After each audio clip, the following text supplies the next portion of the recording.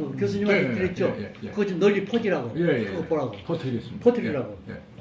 김일성 죽은 원인부터 얘기할게. 김일성.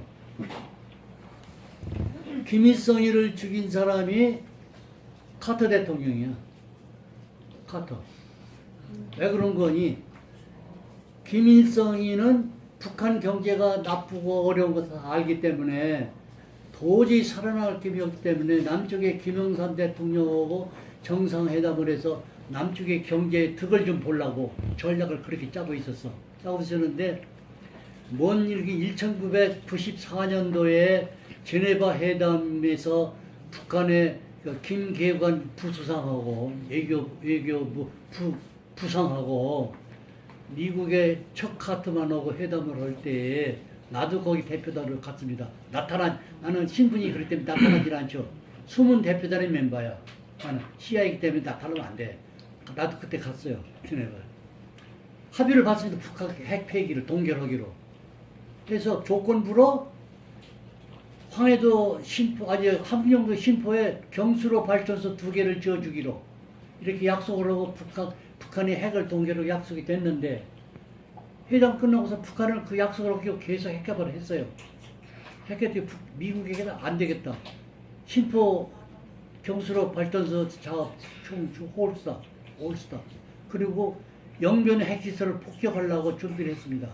준비를 했는데 그때 내가 서울에 있는 미국 대사관에 정무관으로 근무하고 있을 텐데 그때 미국 대사관 직원들 한국에 주둔하는 모든 미국 시민들 소개시키는 연습 시행 연습까지 다 했습니다. 나도 연습을 배낭기고 김포란다 성남 K6까지 가는 그 연습 밤중에 다 했어요.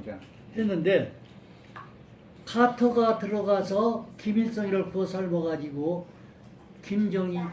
김정삼하고 정상회담 해라. 남북 화해해라. 경제 원조도 받고 서로 대처하지 말고 화해하는 양쪽이 되라 해가지고선 승낙해가지고 정상회담이 성립이 됐어요. 성립이 됐는데 그때가 그 94년도 8월 미친 날로 돼 있지 않은 날짜가? 네? 정상회담이 되는데 카터가 7월 달에 그 김일성이 회담을 하면서 얘기하는데 무슨 얘기가 있었는 거니?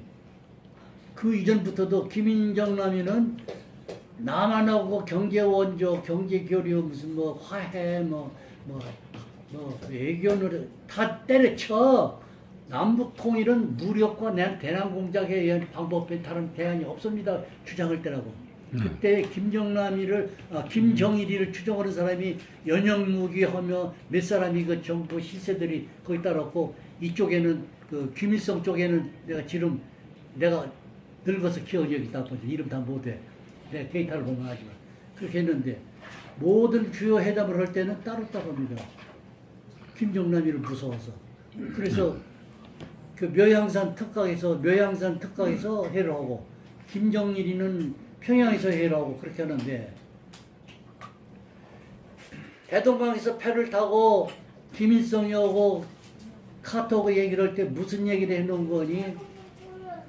그 직접적으로 얘기는 않고 김정남이 정책이나 뭐에 미약하고 모순적으로 국민이 배가 골고 있다는 사실을 알아가지고 내가 이번에 남북 정상회담을 잘 성공하고 마무리를 지면은 내가 아직도 젊으니까 나이가 있으니까 내가 전면에 다시 나서겠다. 그때까지는 김정일한테 다 맡겼거든. 근데 내가 이번에 정상회담 끝나면은 내가 정치 전선에 제7전선에 다시 복귀해서 내가 손을 잡겠다. 이런 얘기를 했는데 이게 김정일 귀에 들어가는 거야. 들어가니까 야 이번에 남북 정상회담이 끝나면은 나는 이제 끝이다. 나는 퇴진하고 우리 아버지가 다시 나선다. 내가 지금까지 한 것은 전부 아주 못된 정치는 도장이 찍히고 나는 죽일 놈이 되는데 우리 아버지가 나를 어떻게 처리할지 모르면서는 자기 아버지 반대 운동을 그때부터 시작하는 거야. 남북 정상회담도 반대하고 그랬는데 결국은 추진이 되죠? 추진이 되는데 남북 정상회담을 하려고 하는데 카터가 그 정상 추진해서 잘 돼간다 하니까 클린턴 정부를 설득해가지고 작전 계획 D-Day 2시간 전에 그 작전을 취소합니다. 영변 폭격 작전을 취소해요. 취소하는데 그 기사를 2013년도 9월 월간조선 잡지에 내가 쓴 그림 20몇 페이지가 나갑니다. 그 구체적인 상황을 나가는데. 그래 정상회담이 됐어. 됐는데 이제 묘양산 특각에서 이제 중진호건이 회담을 하는데 그때 참석한 사람 가운데 철도상이 있어. 철도상. 내가 이름을 이제 데이터 찍으면 나면 지금은 기억 못해. 철도상이 물었어. 그 동호 이번에 남쪽에 김영삼 가까이서 지금 오는데 비행기로 오지 않고 철도로 오게 됐수다. 근데 남북한 철도가 연결되는 작업이 잘 진행됩니까? 그러니까 대답을 안 하는 거예요. 철도상이. 그래. 왜 대답을 안 써? 그러니까 위대한 수령 동지 죄송하지만은 지금 안 되고 있습니다. 뭐 때문에 안 돼? 공화국 천지에서 김일성이 교시가 실행이 안 되는 것도 있단 말이가. 땅을 치면서 그러니까 그때 그 사람이 목숨을 걸고 얘기하는 거야. 수령 동지 지금 노동자들이 먹을 게 없어서 비실비실을 다 죽어가는데 노동 현장에 동원할 노동자가 한 명도 없습니다. 김일성이가 깜짝 놀란 거예요. 왜 그런 사실이 사실이냐, 이게 사실입니다. 그런 얘기를 내가 이 자리에서 듣게 되는 얘기가 미리 알았어야 할 거 아니냐. 왜 나한테 보고를 안 했냐. 그러니까 김정일이가 자기 아버지한테 모든 게 잘 돼가면 허위보고를 했다는 얘기가 가둬놓고 뒷방에 가둬놓고 뒷방 할아버지로 가둬놓고 잘 돼갑니다. 잘 돼가 허위고 자기가 잘하는 걸 자꾸 현실에서 잘 돼갑니다. 내가 거짓말 보고를 한 게 그게 저 아버지가 풀이 난 거야. 충격을 받은 거야. 그 다음에 거기 참석한 사람이 김복신이라는 사람, 여자가 있는데, 김복신이가 그 당시 경공업 담당 부수상이야. 경공업 담당 부수상인데, 물었어. 그 부수상 동지, 우리나라 경제가 어떻게 돌아갑니까? 그러니까 울면서 호소하는 거야. 내가 전방 부대에 가보니까 강원도 평창, 평강 근방에 어느 부대를 방문했는데, 군인들이 양말이 없어서 발사계로 오고 있습니다. 양말에 발사계. 뗄감이 없어가지고 그 추운데 산에 가서 나무를 긁고 있습니다. 뗄감이 없어가지고. 그래서 내가 그걸 보고 울었습니다. 그러니까 김일성이가 놀라면서도 호통을 치는 거야. 놀라면서 자기도 그 소리가 가슴 아픈 얘기인데 그러면서 호통을 치고 땅을 치면서 무슨 소리야? 우리는 옛날에 항일 투쟁할 때, 발치산 투쟁할 때는 양말을 못 사고 맨발로 돼도 맨발이 동상을 해서 발가락도 다 빠진 사람이 많이 있어. 이거 양말이 문제가 그렇게 터뜨리는데 사실은 그게 아니거든. 충격을 받은 거예요. 함경북도 당 비서한테 전화를 걸죠. 동물의 도에서는 어떻게 돼요? 그러니까 똑같아요. 식량 배급이 중단된 지가 오래됩니다. 그러니까 어떻게 대책이 있어? 곧 해결될 테니까 안심하십시오. 이러고 끝나버렸어. 그게 김일성이가 충격을 받을 거야, 안 받을 거야. 잘 된 줄 알았는데. 그래서 묘양산 특각에서 가장 군이 함주군이야. 황해남도 함주군, 거기 위치가 행정적으로. 함주군에 있는 협동농장 5개를 기습방문을 해. 김정일 모르게 갑자기. 그러니까 농민들이 눈물을 흘리면서 호소하는데 다 비실비실 죽어가면서 쓰러져가면서 호소해요. 우리 먹을 거 없어 다 죽어갑니다. 제발 우리에게 먹을 거 주셔야죠. 그래 김일성이가 거기서 충격을 받은 거야. 안 되겠다 얘기야. 안 되겠다. 그래서 무슨 방을 먹었느냐. 내가 글에는 안 썼어. 그러나 그 얘기 쓰면 또 너무 민감하기 때문에 안 썼는데 김일성이는 김정일이 후계한 것을 후회하고 가르치려고만 먹은 거야. 가르치려고만 먹었는데 그 당 중앙위원회 상무위원회 소집을 해요. 상무위원회 소집을 하는데 그때 김정일이는 초청을 안 해. 않고 나머지 초청하는데 그날 밤에 많이 도착을 해. 도착을 하는데 다 도착 안 해. 그 다음날 오전에 또 도착할 사람이 몇 사람 있어. 그러니까 회의를 연정해서 내가 내일 잠자고 내일 하면은 상무위원회를 열어서 이 시국 대책을 논의하겠다. 김정은이를 가르치든지 아니면 당의 정책을 바꾸든지 뭔가 해야 돼. 중대한 국가적인 대사를 논의하려고 김영삼과의 남북 정상회담 미리 두고 그 사전에 북한 내부 문제를 하려고 하는 그 회담 내용이 내가 지적하기를 김정일 가르치기 아니면 중대한 다른 정책을 하려고 했는데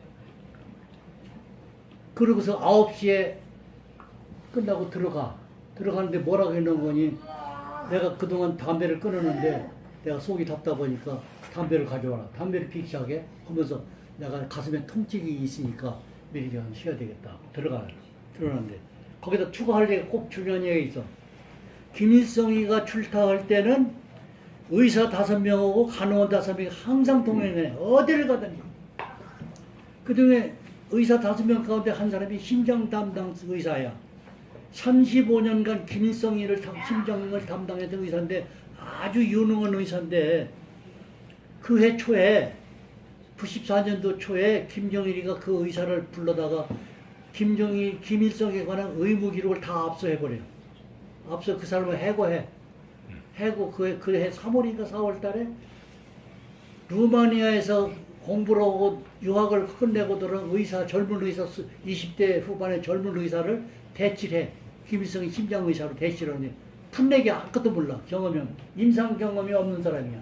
공부는 끝냈지만. 그 사람도 그때 따라가. 묘양산에, 이번에 묘양산 특별회의에 의사 5명 중에 하나로. 김일성이가 나 답답하니까 담배를 가져와라. 내 심장이 통증이 온다 할 때 무슨 조치를 취했었는데 아무 한 일이 없어. 목욕탕에 들어갈 때도 따라간 일도 없고 간 이후에 너도 물을 잰다든지 뭐 그런 것도 없고 아무 한 일이 없어. 한 일인데 그때 거기 따라간 김일성의 비서실장이 전하철이라는 사람이 비망록에서 내가 이 정보를 다 그렇게 돼. 그 사람 비망록에 이 정보가 나온 거야. 나오는데 아침 새벽에 2시에 가니까 김일성이가 목욕탕에 죽어있어. 앉아서 죽어있다고. 죽어서 그 다음에 보고를 하니까 난리 가서 김일성이가 헬리콥터를 타고 올라가고 별짓을 다 했는데 그 후에 김정일이가 그 따라간 5명의 의사에 대한 조치를 전혀 취한 일이 없어. 그래서 뭐라고 했는 거니 장성민이가 그런 얘기를 하더라고. 미필적 고의성이라고 하더라고. 미필적 고의성 단어가 있습니까? 그렇죠. 미필적 고의. 네. 그런데 뭐라고 하는 거니 그때 김정일이 올라갔으면 자기 아버지가 소집하려고 했던 상무회의, 북한 중대사를 토의하는 상무회의를 개최했어야 되는데 그거 않고 충성의 맹세식을 해. 전부 자기 충성 맹세 다 죽인다고 해놓고서 뭐라고 하니 북한의 호위사령부는 전에는 그때만에는 제1총국, 제2총국으로 분리가 돼 있어. 제1총국은 김일성 호위 담당, 제2총국은 김정일 호위 담당이에요. 그런데 제2총국의 대원들은 피복이나 급식이나 모든 게 다 월등하고 좋아. 밖에 나가서 술 먹다 시비 들으면 2총국 애들이 1총국 애들 막 때려줘. 구타하고 톱장 얻어맞으면 그만큼 차이가 있었어. 기세가 등등했다고. 그런데 평양 떠날 때도 그렇고 묘양산에 갔을 때도 그렇고 제2총국에다가 뭐라고 하니 작전 준비를 하는 거예요. 제1총국의 반격이 있을 수도 있다. 그러니까 작전 준비를 하라. 그러니까 완전히 김일성이가 죽기를 김정일이 기다렸다는 얘기예요. 그래서 그 장성민이랑 그 텔레비 방송에서 하기는 이것은 김정일이 죽은 걸로 결론 내려도 되겠습니다. 왜냐? 미필적 고의성이라는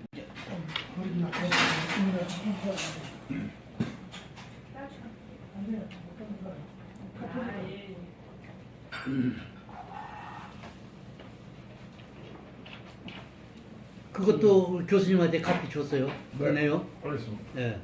그럽니다. 정파연구가 아주 대단히 많습니다. 이 선생도 빨리 와서 앉아.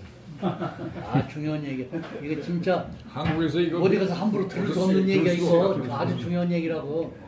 이것을 장성민이가 쫓겨나기 전에 그 TV조선에서 방송할 때 나하고 1시간 동안 대화 방송 나간 얘기야. 그런데 많이 안 알려졌어. 들은 사람은. 많이 아마 같은 것 같아요. 네? 예. 그 저기 인터뷰한 거를 많이 편집을 한 것 같아요. 했어요? 예. 뭐 널리 퍼뜨렸다고? 편집이 됐다고. 편집? 각오로 편집. 그랬어요. TV조선에서 편집을 하면 어떻게 돼? 내 그대로 해야지. 무슨 말도 안 돼. 예. 그 내 말이 오리지널해 그러면 그거다 부셔. 예. 내 말이 오리지널이에요. 북한 경제가 어려운 것을 북한 스스로도 알아. 굉장히 어려워. 그래서 김정일이 이상이 굉장히 떨어졌을 무렵에 김정일이가 다시 살아나기 위해서 경제 문제 북책 사업으로 강조한 몇 개가 있는데 마침 건강이 나빠지고 뇌졸중으로 2번이나 쓰러졌어요. 그래가지고 자기가 얼마 못 산다는 감지해가지고 김정은이를 내세우잖아요. 김정은이를 내세우게 책봉이 된 이후에 김정은이가 이미 이제 뭐랄까 크라운 프린스가 된 거야. 예? 크라운 프린스 됐는데 김정은이의 위상을 좀 지키셔야 할 거 아니에요. 뭔가 공적을 쌓게 하고 위상 국민들이 존경할 수 있는 위상을 쌓게 묻었는데 프로젝트를 맡기는데 그때 김정일이가 구상하던 세계 프로젝트가 그 이승기 박사가 하던 나일론 피날론 공장 완성하고 유경호텔 뭐 그거 완성하는 거하고 희천 수력 발전소 완성하는 건데 희천 수력 발전소는 1991년도에 아니 1991년도가 아니라 몇년 날짜인데 정신 이래 지금 잠깐 하다가 1년인가 1년 반 정도가 공사를 중단했어요. 그 프로젝트를 폐기했어. 희천 수력 발전소가 완성이 되면 북한의 전력 문제를 거의 해결한다고 자신했다고 당에서 크게 보도도 하고 큰 소리 치고. 그 김정일이가 가서 안덕강 상류에 있나요? 예? 휘천이. 예. 휘천 수력 발전소. 여기 안덕강이죠? 그건 방이요. 가보니까 그게 다 폐기되어 있거든. 그러니까 이거 왜 이렇게 그때 하다가 중단했습니다. 안 돼, 이거 다시 해. 그러면서 그때의 계획이 그 완공 프로젝트의 완공 계획이 2012년도에 끝나기로 되어 있어요. 2012년도에 끝나기로 되어 있는데 9년밖에 안 남았어. 완전 그거 가보니까 9년이 지났어. 중단하는데 9년이 지나서 가보니까 이거 다시 해야겠어요. 3년 이내로 원래 계획대로 2012년에 끝내도록 하라 이게. 그래서 그 총 감독을 김정은한테 맡겼어. 네가 이거 총지휘하고 네가 그래서 위상을 좀 높여. 이거 성공하면 내 이미지가 팍 올라간다 이게. 했는데 김정일이가 죽기 하루 전날, 하루 같은 날 오전에 네? 전화가 들어와. 전화가 들어오는데 무슨 전화 들어오니? 신현은 저기 문제가 크게 벌어졌습니다. 뭐냐 그러니 희천 수력 발전소가 누수 현상이 옵니다. 이게 지금 안전상에 큰 문제가 있습니다. 그리고 전문가들이 말에 하면은 이 공사가 완성이 된다 하더라도 원래 계획의 그 발전량의 25% 이상을 더 이상 못합니다. 그러니까 이것은 굉장히 큰 문제입니다. 그리고 내사를 여러 번 전화를 해보니까 당 간부들이 그동안 입을 딱 다물고 있던 당 간부들이 보고를 하는 거예요. 김정은이 실적을 막 보고는 거예요. 고강도 시멘트 1000톤을 딴 데 이용했습니다. 김정은이가. 고강도 시멘트. 그리고 시멘트가 부었으면은 그 양생이 된 후에 다른 시멘트를 봐야 돼. 양생도 되지 않은 시멘트에 다른 시멘트 부었습니다. 공구가 짧으니까 막 급히 서두르더라고 막. 그러니 시멘트가 모자라니까 흙도 부었습니다. 이거. 그러니까 싸울라니도 댐에서 물이 새는 거라. 누수해서 이게 안전상의 문제 큰일 났습니다. 그러니까 김정일이가 막 열이 그때 확 올라간 거야. 이 새끼 혼지 뭐냐고 말이야. 올랐는데 김정일이가 우리가 몰랐던 사실을 내가 최고로 발표하죠. 지난번 방송에서. 투석을 하고 있더라고. 신장에 투석. 약을 먹고 있어. 투석 하루에 2번씩. 신장. 약을 먹고 있는데 그날 다급하니까 찾아간 곳이 오더니 김설송이라고 자기 딸네 집이다. 설송이는 고영 아니 박영숙이 누구지 정식 결혼한 여자. 정식 결혼 부인이 있어. 고영인이 뭐 성인 다 이거 그냥 동거인이고 정식 결혼식을 올린 여자가 박은모씨인데 그 딸이 설송이야. 그러니까 아주 가까워. 김일성이도 그 소녀를 제일 이뻐했어. 그 집안에 문제가 있으면 김정은이가 뭐 잘못했으면은 아무리 미워도 자기 자식이니까 외부에게는 좀 뭐 하잖아. 그러니까 급하니까 자기 딸한테 가서 하소연을 한 거야. 야 이런 일이 어떻게 하냐고 그러는데 뭔가를 얘기 참석한 사람이 경호원하고 담당 의사하고 몇 사람이 안 가 그랬는데 딴 방에서 얘기를 하는데 뭐 어떻게 얘기를 했는지 모르지만은 김정은이가 기분이 좋았어. 그게 포도주를 꼴짝꼴짝 마신 거야. 포도주를. 하셨는데 뭐가 좋은 합의가 이루어질 것 같다라고 그 결론을 우리가 뭐라고 내는 거니 김정은이는 안 되겠다 가르치자 이거거든요. 딴 놈으로 적어도 안 되냐 딴 놈으로 그렇게 우리가 판정을 하는 거야. 확신은 없어. 그러나 그렇게 판정을 하는 거야. 그래서 술을 꼴짝꼴짝 먹었는데 김정일이 얼마나 기분이 좋았는지 술을 너무 과하면 거야. 포도주를. 그게 뭐가 잘못됐느냐. 아침에 전화를 받고 충격받은 심장 이상이 있는 거야. 그런데 투석하는 약을 안 먹었어 그날. 심장이 나쁜 약을 먹어야 되는데 안 먹었어. 안 먹고 잊어버렸겠지. 하도 기분이 좋아서. 그래서는 내라치 보자하고서는 9시에 6시에 몇 분이 들어가서 잠자리에 들어갔는데 저녁 9시에 보니까 이상한 소리가 들려 침실에서. 그래 경호원이랑 그 의사들이 가보니까 입에다 거품 물고 쓰러져 있거든. 그러니까 급히 그놈을 싣고서 어디로 가는 거니 평양에서 가장 가까운 특각이 그 평양 동쪽에 있는 군이 무슨 군인가 그게 강동군인가 뭐래 강동군. 예. 강동군에 32호 특각이라는 게 있어. 김일성, 김정일이 가는 쉬는 특각인데 거기는 의료시설이 참 잘 돼 있는 곳이야. 거기를 싣고 가. 밤중에 가는 거야. 그게 16일 날이야. 12월 16일. 2011년. 12월 16일. 그 32호 특각까지도 별 수단을 다 하고 뭐 약물 투하하고 뭐 응급처치 필요하는데 밤 11시에 숨을 거둬 거기서. 숨을 거둔 것은 김정은에 대한 실망, 분노, 충격 그걸로 해서 죽은 걸 우리 결론을 내렸는데 당에서 발표기는 김정일이는 엄밀하게 저기는 저희 딸네 집에 가서 술 먹다 쓰러지고 밤 11시 죽었는데 16일날 당에서 발표기는 2011년 12월 17일 아침 8시 반에 현지 시찰을 나가기 위해서 열차에 탔다가 우리 친애하는 지도자들이 숨을 거뒀다 이렇게 발표해. 그 거짓말 가짜예요. 김정일이 사망은 16일이야. 17일이 아니라. 그런데 이걸 미국 정부는 알고 있었어.